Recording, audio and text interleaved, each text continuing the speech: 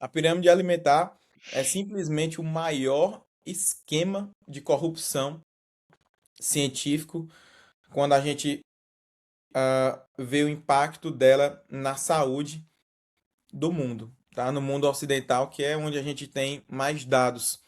Pirâmide alimentar é algo que foi comprado, tá?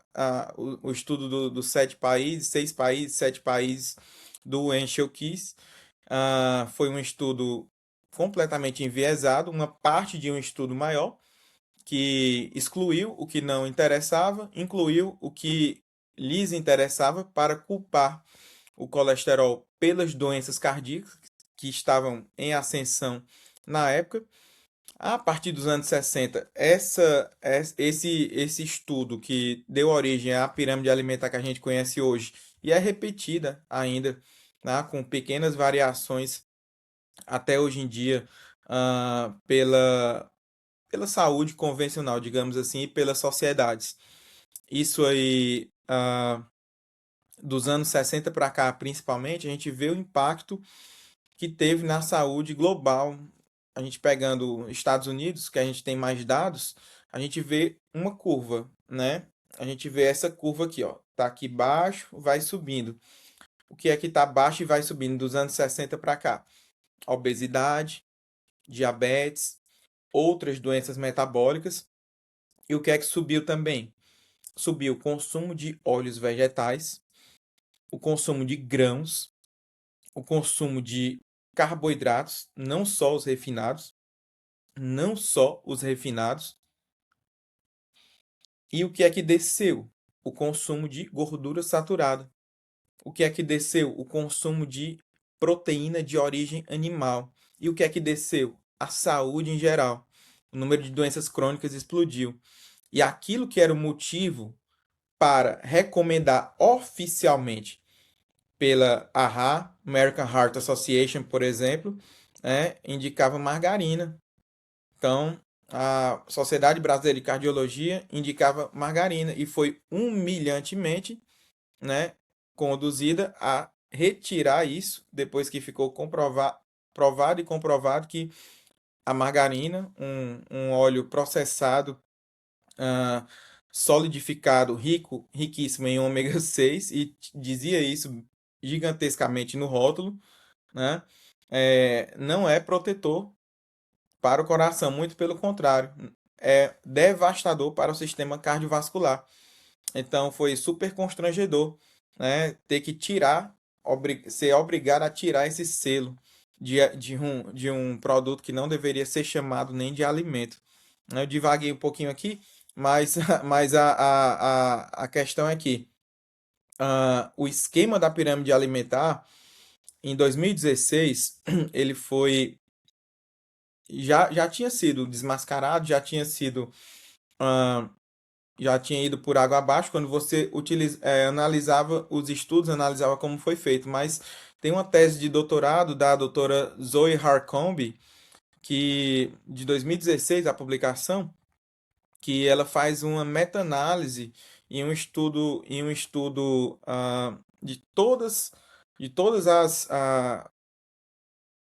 na verdade, é uma meta-análise das meta-análises, né? Então, é um estudo muito mais amplo de todos aqueles estudos que linkavam colesterol com doença cardíaca, linkavam consumo de carne vermelha com doença cardíaca, doença cardiovascular, infarto com consumo de gordura saturada, e não existe tal correlação.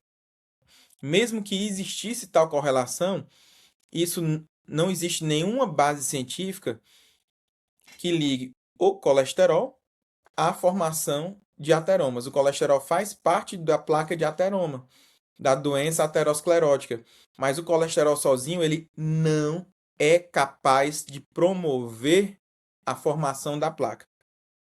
Então, fisiologicamente é impossível o colesterol, por mais alto que seja, ser promotor de dano vascular ou de formar placas.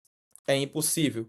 A hipótese da hipercolesterolemia causar dano e formar placas ateroscleróticas nunca foi provada e nunca será provada, porque é completamente falsa. E em 2016, isso foi provado numa meta-análise que viu todos os maiores estudos que falavam sobre isso e eram a base, fraca, mas eram a base de todas essas recomendações.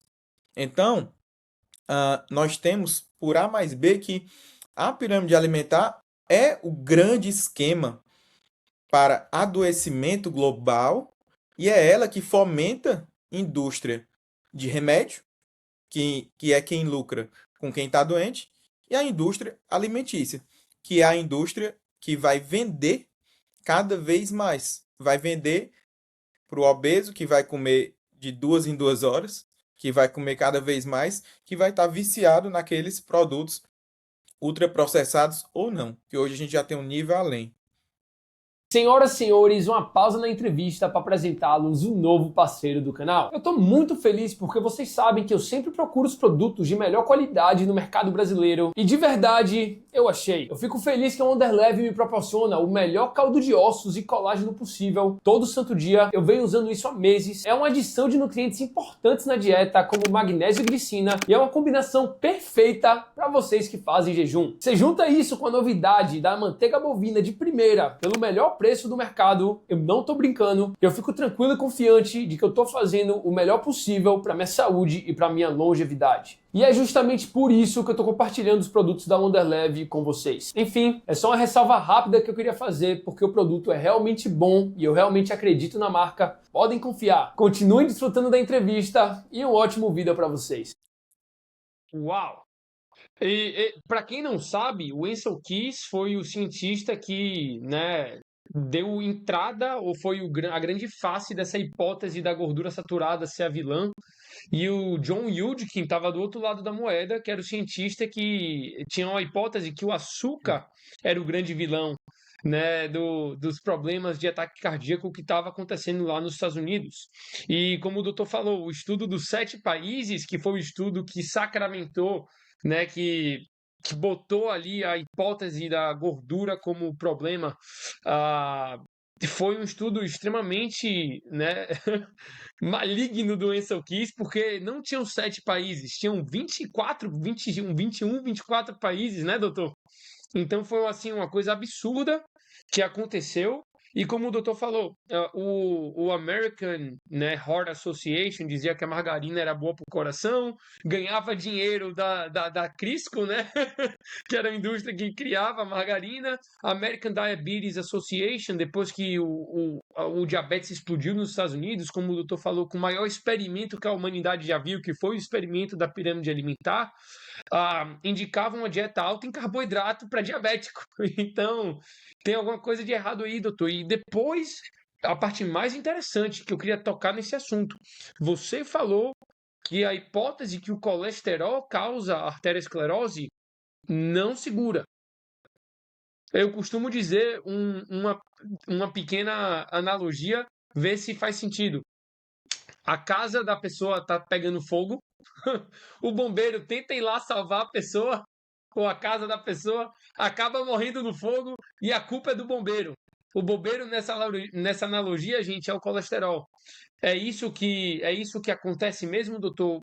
Por que o colesterol não causa arteriosclerose? Você pode explicar de uma forma mais específica aqui pra gente, para quem está assistindo, porque é muito interessante isso e muita gente erra. Sim, com certeza. O primeiro grande erro é achar que, por exemplo, existe um colesterol bom e um colesterol ruim. Isso é ridículo, isso não existe. Então, todo o colesterol que nós produzimos é o colesterol que nós precisamos. E antes de eu entrar mais na função do colesterol, eu quero deixar bem claro uma coisa, um fato científico que enterra vários estudos que o pessoal perde tempo aí falando de hiperrespondedores. Assim, é simplesmente ridículo, tá? Porque quem tem hipercolesterolemia familiar não tem um maior índice de formação de placas ateroscleróticas, não tem mais doença cardiovascular. Vou repetir: quem tem hipercolesterolemia familiar não tem mais placa de ateroma, tá? Então, assim, dizer que hiperrespondedor é fator de risco para qualquer coisa é não entender absolutamente nada de fisiologia, tá? Então, quem está perdendo tempo com estudo de hiperrespondedor não sabe literalmente o que é e para que serve o colesterol, tá? Não sabe. Colesterol é uma molécula para a nossa defesa. Uma molécula de defesa e uma molécula que faz parte de membranas, faz parte, é substrato de hormônio, é substrato de célula, tá? De muita coisa do nosso organismo. E o que o pessoal chama de colesterol não é colesterol, tá? LDL, IDL, VLDL, HDL, nada disso é colesterol. Isso são lipoproteínas. Proteínas grandes em relação ao colesterol.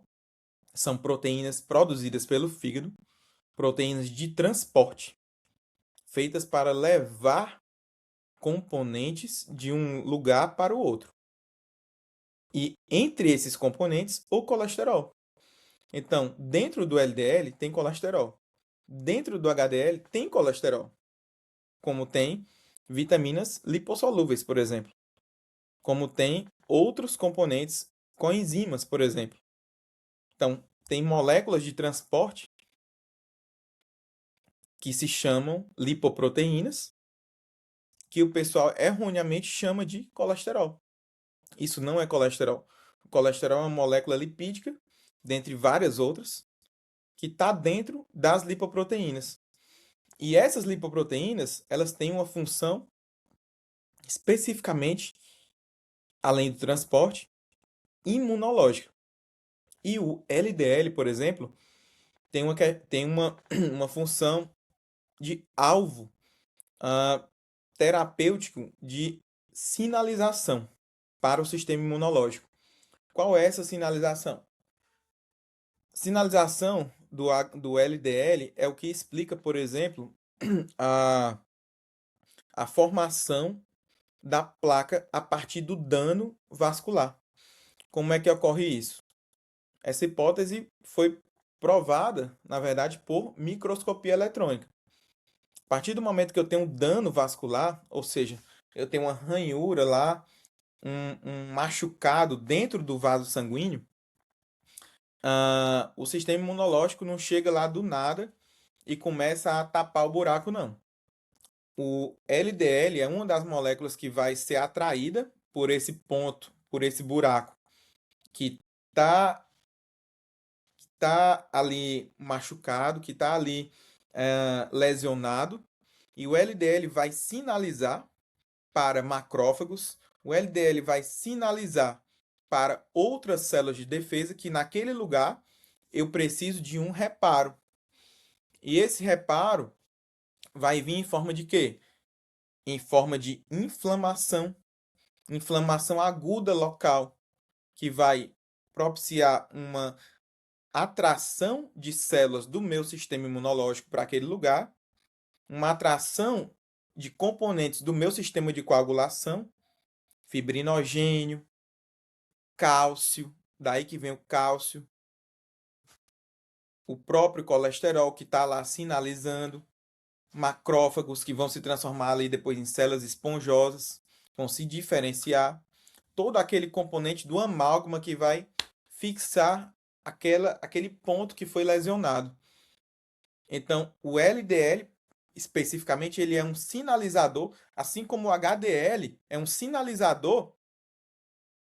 O HDL é um sinalizador contra vírus, por exemplo.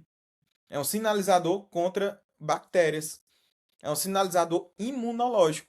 Então, as lipoproteínas, elas têm função imunológica também. Tá? E Hum. isso, e essa é a explicação do modelo, tá? Da teoria que foi provado por microscopia eletrônica do dano vascular. E quem é que causa mais esse dano vascular? Para E a é a gente, pergunta de 1 milhão pra de gente, dólares, né? Para mim, pra gente essa que é a fechar. pergunta principal. Pra gente fechar. Muito simples. Picos glicêmicos e picos insulinêmicos. Essa é a principal causa de dano vascular. Existem outros, claro.